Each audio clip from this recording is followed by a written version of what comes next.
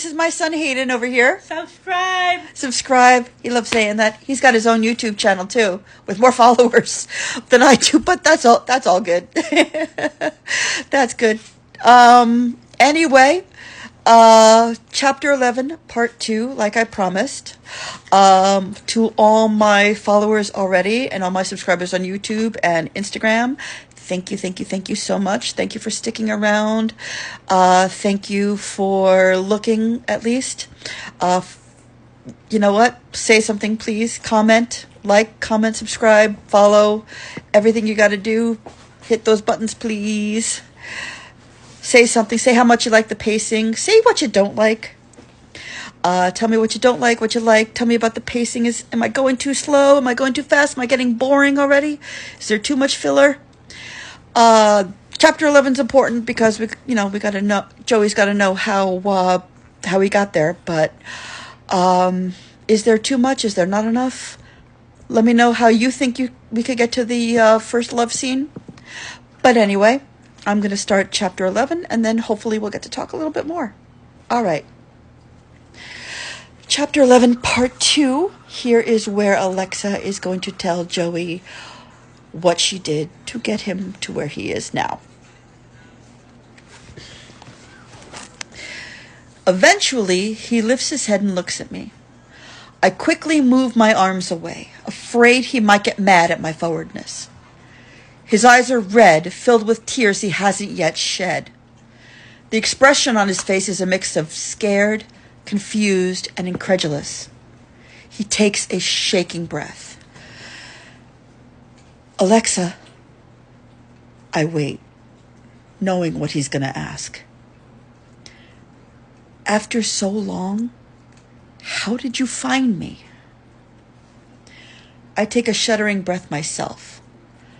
As hard as the time-traveling news was, his appearing out of my daydream story is probably going to be harder for him to process. I turn to face him fully, take my shoes off, and put my feet up on the couch.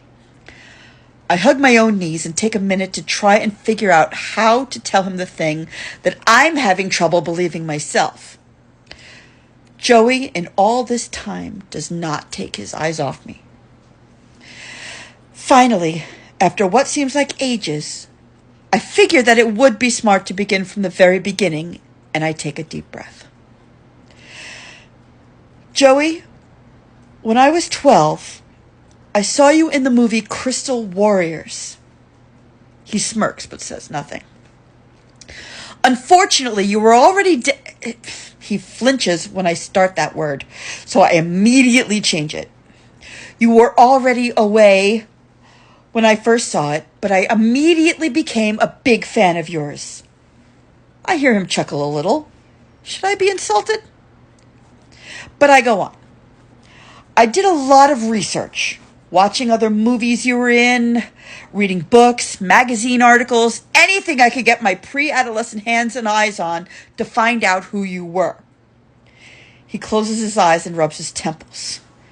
Great. A stalker. Now I'm getting a little insulted. No, not a stalker. Bear in mind, again, you were already... His eyes lower. Already away. You can call it fangirling if you want. I did it because I saw a wonderful actor in a movie that I really enjoyed and wanted to know more.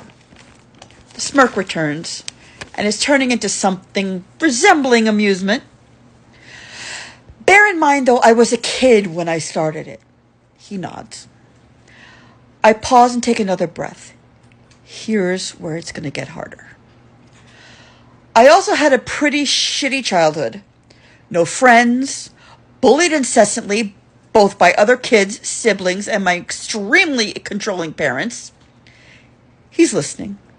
The smirk is gone, replaced by something resembling pity. I hesitate again, trying to find the words I need to continue. To cope, I started daydreaming. I made up stories of other lives in my head and escaped to them whenever I could. The look hasn't changed. Those daydreams kept me relatively sane and calm, especially on those days when things would get really bad and I had nowhere and no one else to turn to. I think Joey's starting to figure out where this is going. His expression is now unreadable, as if he's waiting for me to tell him bad news that he knows I've been hiding. I take a very deep, shaky breath. After I saw your movie, I hesitate. This is almost embarrassing. He could probably see me start to blush. You began to play a big part in my imaginings. I can feel myself turn 4 shades of pink. The more I found out about you, the more I dreamed. Well, no turning back now, Alexa. You became the main character in all the worlds I created. The kingdom and the crystal warriors becoming the main world. I look up and then quickly back down at my hands. Don't worry, I know I'm not your type, but I dreamed that I was. I dreamed that I was actually beautiful, not like this. And oh God, I'm ranting. Focus, Alexa. I look up at him again. Oh, what he must be thinking right now.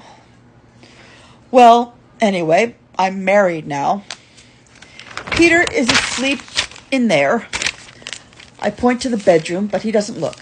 He just continues to stare at me. You'll meet him later. No change. I thought that maybe being in love with an actual person would break me out of my fantasy world. And it did for a while. I lower my voice to a whisper until it didn't. So it began again. The daydreams, the fantasy worlds, you as my crystal dragon prince, me as someone else that you might... I can't finish. He must think I'm a lunatic. After a while, he takes a breath. So I've been your therapy this whole time? I nod. In a way, it's always been my escape. My way out of the stress and frustrations of my shitty life. It's insanity that's kept me sane. I have hardly chuckle at that. He doesn't.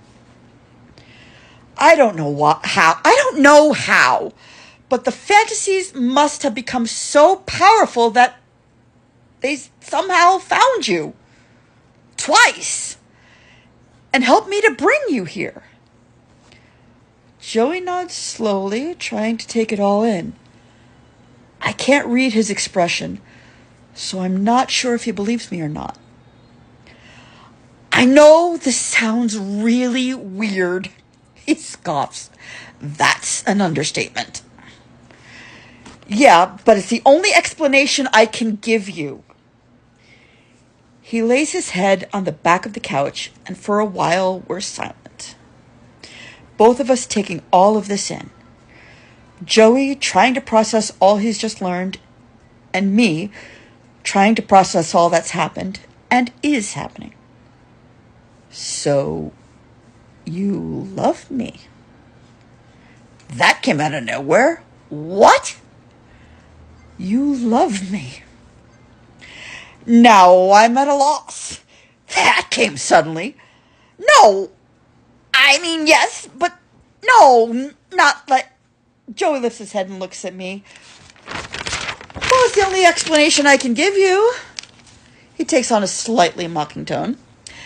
Tell me, my princess, was there ever anyone else that got into your head like I did?